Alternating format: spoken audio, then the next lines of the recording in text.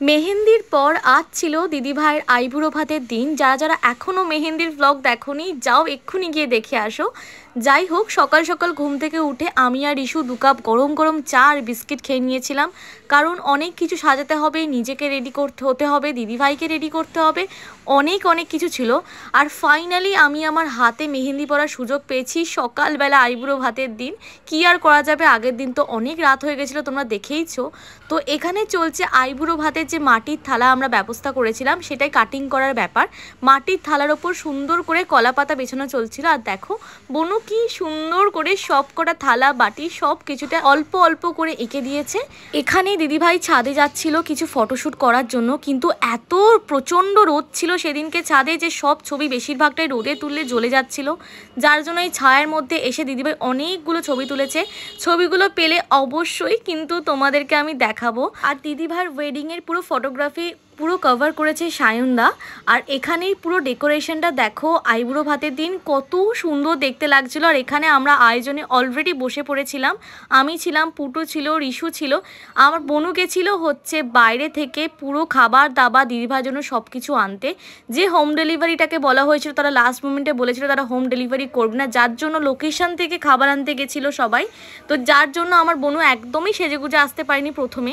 আর এখানে আমি, ছোট বৌদি, পুটু ছিল, আরও অনেকে ছিল, সবাই মিলে থালাগুলোকে প্রপারলি সেট করছি। থালাগুলো সেট করা হলে এর মধ্যে খাবার দেওয়া হবে, তারপর ছবি উঠবে আর তারপর খেতে বসতে পারবে ও। আমরা তো ভীষণ টেনসড হয়ে পড়ছিলাম এখানে বসে বসে, কারণ তখনও পর্যন্ত সমস্ত খাবার আসেনি। কিছু খাবার আমার বনু বাড়িতে নিজে হাতে বানিয়েছিল দিদিভাইয়ের জন্য, আর কিছু খাবার আমরা অর্ডার করেছিলাম বাইরে থেকে। যাই হোক, এখানে ফাইনালি বনু চলে আসে। আমার বনুর অবস্থা দেখতেই পাচ্ছ, পুরো বিধ্বস্ত। ও এরপরে রেডি হয়ে তারপরে এসেছিল। যাই হোক, এখানেও একটা একটা খাবার দিয়ে দিচ্ছে আর আমি খুব সুন্দর করে সেগুলো রেখে দিচ্ছি। আর ফাইনালি দিদিভাই চলে আসে, রিশুও চলে আসে, আর মোটামুটি সবাই ততক্ষণে চলেই এসেছিলো, কিন্তু দিশু তখনও অবধি আমাকে হেল্প করে যাচ্ছিলো। খাবার দেওয়ার পর আমরা শুরু করেছিলাম প্লেটগুলোকে সাজানোর পালা। মানে খাবার যতক্ষণে আসে ততক্ষণে এই গাঁদা ফুলের কুচোগুলো দিয়ে আমরা ভালো করে সাজাচ্ছিলাম। আমরা লিটারালি জানতাম না কোথায় কি দিতে হবে না হবে, অনেক হেল্প করে দিয়েছিল সবাই। আর এই যে এখানে ফাইনালি ভাতের থালাটা সাজানো হচ্ছে, আর ভীষণ সুন্দর এত আইটেম রান্না করা হয়েছিল বা এত আইটেম অর্ডার করা হয়েছিল যে পুরো জায়গাটা জাস্ট ভরেছিল। আর এই মাটির থালার আর বাটির যে ব্যাপারটা সেটাও জাস্ট অসাধারণ হয়েছিল। তারই মাঝে আমি রিশুকে ফোনটা ধরতে দিয়েছিলাম আমার কিছু ভিডিও করার জন্য। আর আমার এই দেখো, আমার এখানে ভিডিও করতে করতে আমরা হেসে মরছি, কিন্তু সামনে ততক্ষণও সাজানো চলছে। আর এরই মাঝে ছদ্দি ভাই এরমভাবে ঢং করতে গিয়ে উল্টে পড়ে যায়, যেটা কি আমার ক্যামেরাতে অন্তত বন্দি হয়ে যায়। আর কি আর করা যাবে, এইসব তো বিয়েবাড়িতে চলতেই থাকে।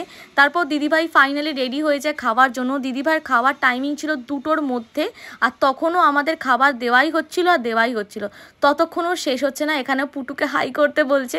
যাই হোক, তখনও বৌমণি চলে আসে। দেখে বৌমণি কিন্তু দিশার সাথেই গেছিলো খাবার টাবার আনতে। আর এই দেখো ফাইনালি আমাদের সব কিছু রেডি হয়ে যায়। আমরা তো পুরোপুরি বিধ্বস্ত হয়ে গেছি সাজাতে সাজাতে। তখনও কিন্তু গাঁদা ফুল দিয়ে সাজানো চলছে আর চলছে, আর আমি তো মাঝে মধ্যেই রেগে যাচ্ছিলাম। কি আর করা যেতে পারে। বাই দ্য ওয়ে, আজকে আমার লুকটা কেমন লাগছে তোমরা কিন্তু অবশ্যই কমেন্টে জানিও। শুধু আমার না, দিদিভাইকেও কেমন লাগছে অবশ্যই কমেন্টে জানিও। আর এই যে ফাইনালি ছবি টবি তোলার পালা শুরু হয়ে গেল, আর ওর খাবারেরও পালা শুরু হয়ে গেল। আমার লিটারালি মনে নেই আমরা কতটা কি ছবি বা ভিডিও করতে পেরেছি, কারণ কখনো ফোন আমার কাছে থাকছে, কখনো পুটুর কাছে, কখনো রিশুর কাছে থাকছে। তো প্রপারলি কে কখন কোন ভিডিও করেছে এখন এডিট করার সময় আমি দেখতে পাচ্ছি। যাই হোক, প্রপারলি হয়তো খাওয়া দাওয়ার ভিডিও নিতে পারিনি, বাট তারপর ফটোশ্যুটটা খুব ভালো করে করেছিলাম। এই দেখো, এখানে একটা বড় মাছের মাথা তুলেছি আমি দিদিভাইকে খাওয়ানোর জন্য। মানে আমরা এইটা নিয়ে এত হাসাহাসি করে জাস্ট ভাবার বাইরে। যাই হোক, সবাই যে যার পছন্দ মতো আইটেম দিদিভাইকে খাওয়াচ্ছিল, তো আমি ভাবলাম মাছের মাথাটাই খাওয়াই, কারণ সারাদিন তো দিদিভাইয়ের মাথাই খেয়ে যাই। তারপর এখানে বৌমণি খাওয়াচ্ছিল মিষ্টি, কারণ বৌমণি মিষ্টি খাওয়াতে ইচ্ছা করেছে। তারপর এখানে ছোট বৌদি খাওয়াচ্ছিল এই ডায়মন্ড ফ্রাইটা। ট্রাস্ট মি, আমি এই ফ্রাইটা খেয়েছিলাম, এত সুন্দর খেতে ছিল। আর তারই মাঝখানে চলে আসে আমাদের ফুলন দিদি, মানে দিদিভাইয়ের বোন।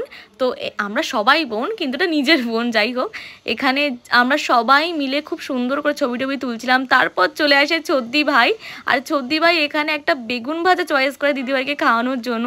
সেটা নিয়েও তো আমরা প্রচণ্ড হাসাহাসি করেছি। আর পাশে যে বসে আছে সেটা হচ্ছে আমাদের গোলু। যাই হোক, এখানে খুব সুন্দর করে সবাই ছবি টবি তুলেছে, মানে আমরা যে এরপর কি করব এখন আমাদের নিজেদের খেতে বসা হয়নি। তারপর আমার বোন যখন ছবি তুলেছে রেডি হয়েছে বললাম না, এই দেখো আমার বোনকেও সেদিকে কত মিষ্টি দেখতে লাগছিল, ও রেডি হয়ে ছবি টবি তুলে নিয়েছিল। তারপর আমরা সবাই মিলে খেতে বসে গেছি, যদিও অনেকটা লেট হয়ে গেছিলো খেতে বসতে বসতে, কি আর করা যাবে। তারপরেই আমরা রেডি হয়ে পড়েছিলাম দিদিভাইকে শাঁখা পলা পরাতে নিয়ে যাওয়ার জন্য। আমরা তো অনেক এক্সাইটেড ছিলাম দিদিভাইকে নতুন লুকে দেখার জন্য, কিন্তু তার আগে মা বললো পায়ে নাকি আলতা পরতে হয়, তো এখানে তারই প্রিপারেশন চলছে। এখানে ছোটদি ভাই দিদিভাইকে আলতা পরিয়ে দেবার, এখানে বৌমনি আলতা শিশিটা খোলার চেষ্টা করছে, আর আমরা এখানে হাঁ করে সবাই মিলে দাঁড়িয়ে আছি যে আলতাটা পরা কমপ্লিট হবে তারপর আমরা এখান থেকে বেরোবো। আর ফাইনালি আমার মেহেন্দির স্টেনটা দেখো, ইনস্ট্যান্ট মেহেন্দিটা জাস্ট অসাধারণ স্টেনটা এসেছিল। আর এই যে আমরা সবাই মিলে বেরিয়ে পড়লাম হাঁটতে হাঁটতে, আমরা যাব এখন ময়দান। আর ময়দানে অনেক শাঁখাপলার দোকান আছে, তোমরা জানো ওখানের একটা দোকান থেকে আমরা শাঁখাপলা পরাবো দিদিভাইকে। তো এখানে সবাই মিলে দলবল বেঁধে একটা টোটোতে আমরা এতজন মানে 6 জন মিলে গেছিলাম, যেখানে টোটোতে 5 জনের বেশি হয় না, চাপাচাপি করে সবাই ফাইনালি পৌঁছে গেলাম শাঁখাপলার দোকানে। আর এখানে মেন কাজ ছিল শাঁখাপলা দেখে পছন্দ করে কেনা। আর মা শিখিয়ে পাঠিয়ে দিয়েছিল শাঁখাপলা কিনতে গেলে নাকি দরদাম করতে নেই, যে দাম ওনারা বলবেন এক কথায় সেই দাম দিয়েই শাঁখাপলাটা কিনতে হয়। তো এখানে আমাদের ডিজাইন পছন্দ হচ্ছিল না, ডিজাইন পছন্দ হলে সাইজ অ্যান্ড শেপ পছন্দ হচ্ছিল না। তো এখানে দেখো সবাই মিলে খুব ছানবিন করে খুব সূক্ষ্ম সূক্ষ্ম ডিটেলস দেখে শাঁখাপলা পছন্দ করছিল। পলা তো পছন্দ করার কিছু থাকে না, শাঁখাটাই মেন যে ডিজাইনটা পছন্দ করার থাকে। আমার তো পার্সোনালি এই ডিজাইনটা ভীষণ পছন্দ হয়েছিল, মানে একেবারে ভীষণ। আর দিদিভাই আবার 3টে ডিজাইনের মধ্যে কনফিউজড হয়ে গেছিলো, মানে এই 3টের মধ্যে ফাইনালি ডান হাতে যেটা দেখাচ্ছ সেটা তো ওর পছন্দ আমি বুঝতেই পারলে। আর তারপর এখানে পলার সাইজটা মাপা হচ্ছিল। পলা তো এক ধরনেরই হয়, বাট শাঁখার মধ্যে অনেক কারুকার্য থাকে।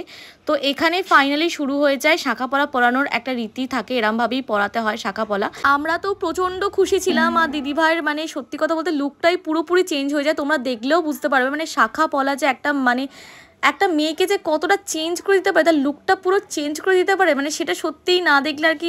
আমি জীবনে প্রথম কাউকে সামনে থেকে শাঁখাপলা পরতে দেখছি, মানে জীবনে প্রথমবার। তো এখানে সবাই আমরা সেটা নিয়ে বলাবলি করছিলাম যে দিদিভাইকে ভীষণ সুন্দর দেখতে লাগছে। আর এখানে আমি ওকে বলছিলাম যে ভালো করে শাঁখাপলা পরা হয়ে গেলে একটা সুন্দর দেখে পোজ দিবি, আমি ছবি টবি তুলবো। আর এখানেও হাসছিল একটা, মানে ভীষণ ভীষণ একটা মিষ্টি ব্যাপার ছিল। তারপর সেখান থেকে আমার আজকে কাজ ছিল মেহেন্দির, তো 2টো মেহেন্দির কাজ ছিল। এটা হচ্ছে প্রথম ডিজাইন, প্রথম হাতের ডিজাইন, এটা মান্ডালা টাইপের একটা ডিজাইন ওরা দিয়েছিলেন। আর এই ক্লায়েন্টটা ছিলেন আমার বান্ধবী দিদি, আর বান্ধবীও কিন্তু মেহেন্দি করেছে। ডিজাইনটা সিম্পলের মধ্যে কেমন হয়েছে অবশ্যই তোমরা জানিও, আমার খুব ভালো লাগবে। আর এই ছিল আর একটা ব্যাক সাইডের ডিজাইন। আর আমার বান্ধবীও খুব সিম্পল ডিজাইন চেয়েছিল, একদম জাস্ট একটা পার্টি মেহেন্দি। তার জন্যই আমি বোথ সাইডে খুব সুন্দর করে সিম্পল 2টো ডিজাইন করে দিয়েছিলাম। তোমরা কিন্তু অবশ্যই জানিও 2টো ডিজাইনের কোনটা তোমাদের বেশি ভালো লেগেছে। যাই হোক, সেখান থেকে রাত্রি 9:30টার সময় আমি গিয়েছিলাম ফুলের দোকানে কিছু ফ্লাওয়ার অর্ডার দিতে, কারণ পরের দিন আছে দিদিভাইয়ের বিয়ে আর গায়ে হলুদ। তারপর আর কি ফেরার সময় তখন প্রায় 10:30টা বাজে, আমি গেছিলাম আমাদের ভেনিউতে দেখার জন্য যে কতটা কাজ কি এগিয়েছে, কতটা সুন্দর করে সবাই সাজাচ্ছে। বাট দাদা তখনও বললো যে অনেক দেরি আছে, তোরা একটু ঘুরে আয়। আর ঘুরে আসার সময় নেই, কাল সকালেই তো গায়ে হলুদ, তখনই দেখতে পাবো কেমন কি সাজিয়েছে। বাট কালার কম্বিনেশনটা আমার পার্সোনালি ভীষণ পছন্দ হয়েছে, ইয়েলো কালারের ওপর ছবি টবি ভীষণ ভালো আসে। আর বাইরের দিকে দেখলাম একটা খুব সুন্দর ময়ূর লাগিয়েছে। আর এখানে রিশা আমাকে দেখাচ্ছিল যে দেখ কাপড়গুলো কত সুন্দর, মানে আমরা যেহেতু টুকটাক কাপড় নিয়ে নাড়াঘাটা করি তার জন্যই চোখে পড়ে এই সুন্দর সুন্দর কাপড় দেখতে পেলে, সেটা প্যান্ডেলের কাপড় হলেও আমাদের চোখে পড়ে। বাড়ি এসে দেখি তখন হচ্ছে তত্ত্ব সাজানোর ফুল তোড়জোড়। আমার যেহেতু অনেক কাজ ছিল, যার জন্য আমার ফিরতে ফিরতে সেই রাত্রি 10:30টা 11টা বেজে গেছিলো, তাই জন্য আমি ফুল সব কিছু দেখতে পাইনি কেমনভাবে কীভাবে ওরা সাজিয়েছে। বাট তত্ত্বগুলো ভীষণ সুন্দর করে সবাই সাজিয়েছিল জানো তো। এখানে আমার বাপি থেকে শুরু করে সবাই ল্যাদ খেয়ে পড়ে আছে, কারণ অনেকটা রাত্রি হয়েছিল, সবার উপর দিয়ে প্রচুর ধকল গেছে। যাই হোক, আজকের আইবুড়ো ভাত ব্লগটা তোমাদের কেমন লাগলো অবশ্যই আমাকে জানিও। কালকে কিন্তু বিয়ের ব্লগ আসছে গাইস, তো স্টে টিউন ফর দ্যাট। দেখা হচ্ছে নেক্সট ব্লগে, টাটা বাই।